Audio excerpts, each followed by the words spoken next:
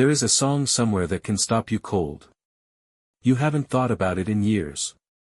Then it comes on, in a shop, in a car, through someone else's headphones, and suddenly you're not where you are. You're somewhere else. A specific afternoon. A specific person.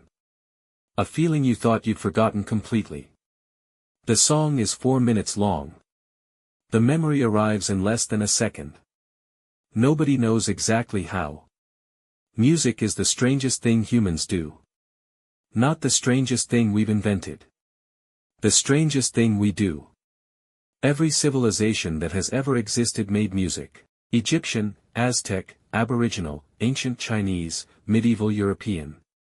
Cultures with zero contact with each other, separated by oceans and centuries, all independently arrived at the same behavior. Singing. Drumming. Making instruments out of bones and wood and animal skin. No other behavior is that universal. Not art. Not writing. Not religion. Music. And here is what makes this genuinely strange. By every measure of survival, music is useless. It has no nutritional value. It cannot keep you warm. It cannot protect you from predators. A human being can live an entire life without ever producing a single note and lose nothing biologically necessary. And yet we cannot stop.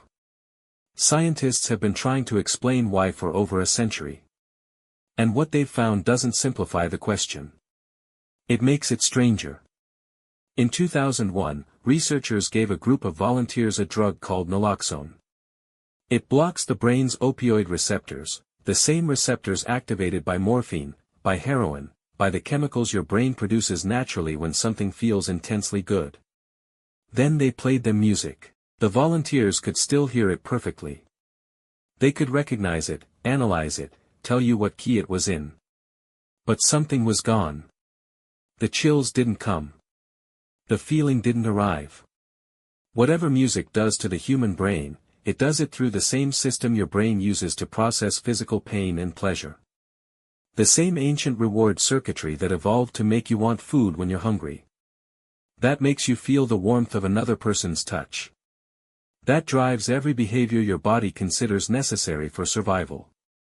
Somehow, sound waves got access to all of it. In 2011, neuroscientists at McGill University decided to measure exactly what was happening in the brain when music causes that physical response, the chills, the goosebumps, the tightness in the chest.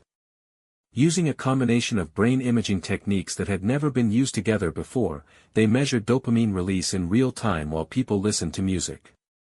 What they found made headlines across neuroscience. Dopamine. The same chemical released when you fall in love. The same one your brain produces when you eat your favorite food after a long fast. The same one that cocaine hijacks to create addiction. Flooding the brain in response to music. But that wasn't the finding that surprised them most. The bigger surprise was when it happened. The dopamine didn't just release during the most emotional moment of the song. It started releasing 10 to 15 seconds before that moment arrived. During the anticipation. The build-up. The few bars before the part you've been waiting for.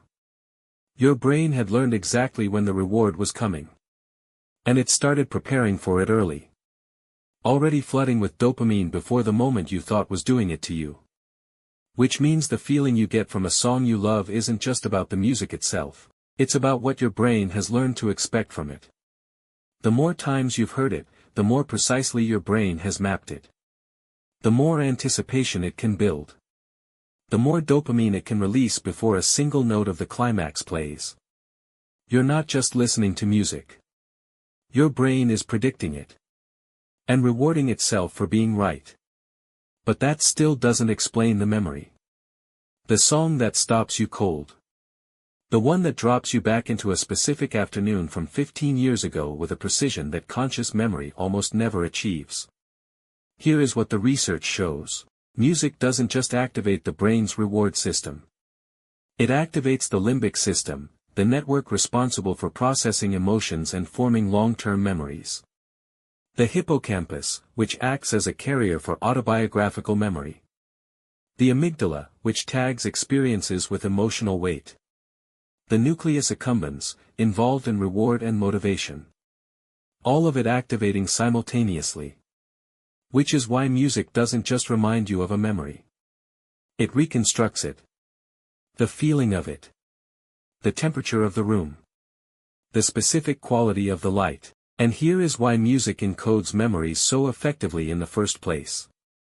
Music accompanies the moments that matter. Prom nights. Weddings. Funerals. The drive home from the worst conversation of your life. The afternoon you fell in love with someone who didn't know it yet. These moments are already emotionally charged, already being flagged by your brain as significant. And the music playing in the background gets encoded with all of it. Decades later, when the song returns, it doesn't just cue the memory. It retrieves the emotional state you were in when you made it. The song is a key, and somewhere in your brain, a door opens. Now here is the part that should puzzle you. Sad music makes you feel better. Not happy music. Sad music. The kind that makes you cry. The kind built around loss and longing and the specific ache of something that can never come back. When you're miserable at 2 in the morning and you put on the saddest album you own, something eases. And scientists studying this found something unexpected. Sad music evokes more positive memories than sad sounds or sad words do. Something about music, specifically music, seems to have the ability to reach into your past and pull out the moments that felt good, even when the song itself is saturated in grief. Researchers think what's happening is a kind of surrogate social experience. The music feels like something that sees you. That understands the specific texture of what you're feeling without requiring explanation. The sadness in the song validates the sadness in you. And that validation, being witnessed, even by an inanimate arrangement of sound, releases some of the pressure. You feel less alone. Because of sound waves. And then there is Frisson. The chills. The goosebumps. The feeling of electricity moving across your skin when a piece of music does something unexpected. Not everyone experiences this.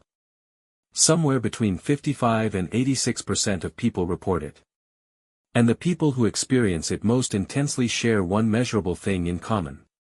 They have more connections between the auditory cortex, the part of the brain that processes sound, and the regions responsible for emotion and reward.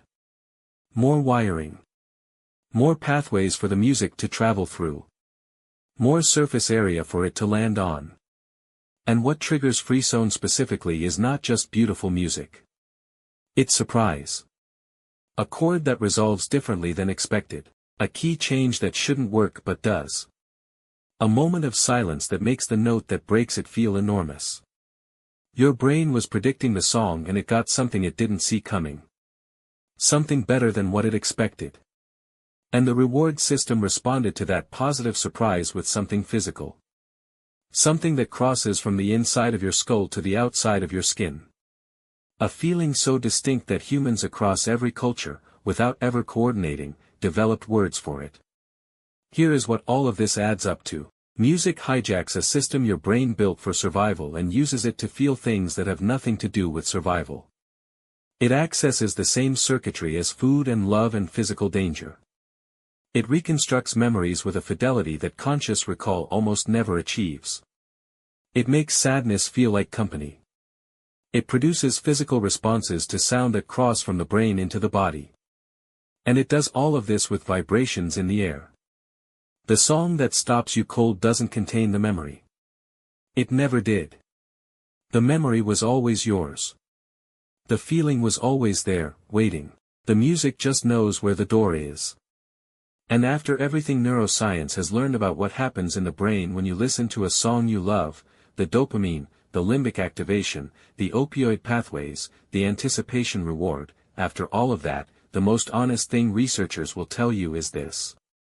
We still don't know why it exists.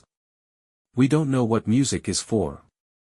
We don't know why humans, alone among all the animals that have ever lived, developed this response to organized sound. Why it feels like it means something. Why it feels, sometimes, like the only thing that does. Every other animal on this planet lives and dies without it. And we cannot imagine doing the same.